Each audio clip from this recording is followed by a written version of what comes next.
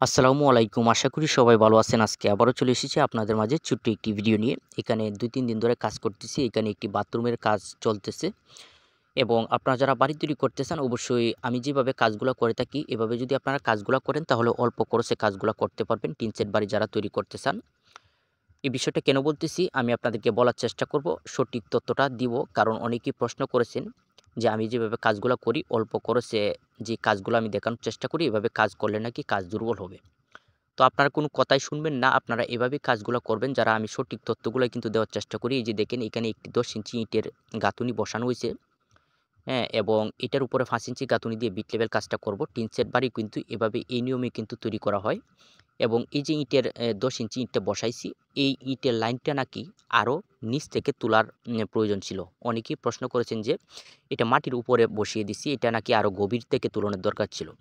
তো এত গভীরে যদি আপনারা এভাবে ইট দিয়ে যদি এত গভীর থেকে তুলেন তাহলে কিন্তু আপনাদেরই লস হবে, আপনাদের খরচ বেড়ে যাবে। তাছাড়া এই যে পিলারটা দেখতে পারছেন, এই পিলারটা কিন্তু গভীরে আছে। পিলারটা কিন্তু প্রায় আরও ১ ফিট নিচে আছে। এই ১০ ইঞ্চি ইটের গাঁথুনির চেয়ে পিলারটা কিন্তু ১ ফিট নিচে আছে এবং নিচে একটি বেজ আছে। অর্থাৎ এই যে ১০ ইঞ্চি ইটের গাঁথুনিটা দিছি, এই গাঁথুনিটা কিন্তু কোনো লোড টানবে না। এই পিলারগুলা এবং পিলারের যে বিট লেভেলের উপরে একটি রিংটোন হবে, নিচে বেজ আছে, পিলার নিচে কিন্তু বেজ আছে এবং বিট লেভেলে একটি রিংটোন হবে। রিংটোন পিলার এই ২ টাই কিন্তু আপনার লোড টানবে। এই যে গাঁথুনিটা দিছি, এই গাঁথুনি যদি আমি আরও ৫ টা লাইনও যদি আমি মাটির নিচ থেকে তুলি, অর্থাৎ ১-১.৫ ফিট নিচ থেকেও যদি তুলি তাহলে কোনো কাজে আসবে না। ইটটি কিন্তু আপনার বিফলে যাবে।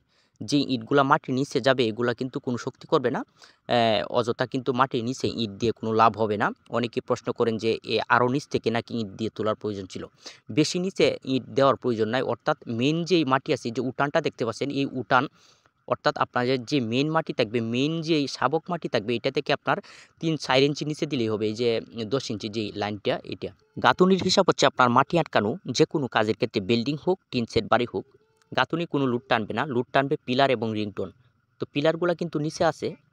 অনেকটাই নিচে দিয়েছি পিলারগুলা এবং এটার বিট কিন্তু এই যে মেইন গড়টা যেটা পুরান গড়টা দেখতে পাচ্ছেন এটার সমান কিন্তু বিট লেভেল হবে।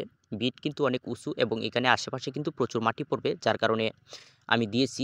তারপরেও কিন্তু এখানে প্রায় ৪ ইঞ্চির মতো কিন্তু নিচে আছে মেইন মাটি থেকে। তো এত নিচে দেওয়ার প্রয়োজন হয় না। এই বিষয়গুলো লক্ষ্য করবেন। আপনারা বেশি নিচ থেকে যদি গাঁথুনি করেন তাহলে গাঁথুনি কিন্তু অযথাই মাটির নিচে চলে যাবে। আর পিলারগুলো অবশ্যই মাটির নিচ থেকে তুলতে হবে। এই বিষয়টাই আপনারা এভাবে কাজগুলো করবেন। ধন্যবাদ সবাইকে। আজকে এই পর্যন্ত যতটুকু পারি দেখানোর চেষ্টা করলাম। ভালো থাকুন, সুস্থ থাকুন।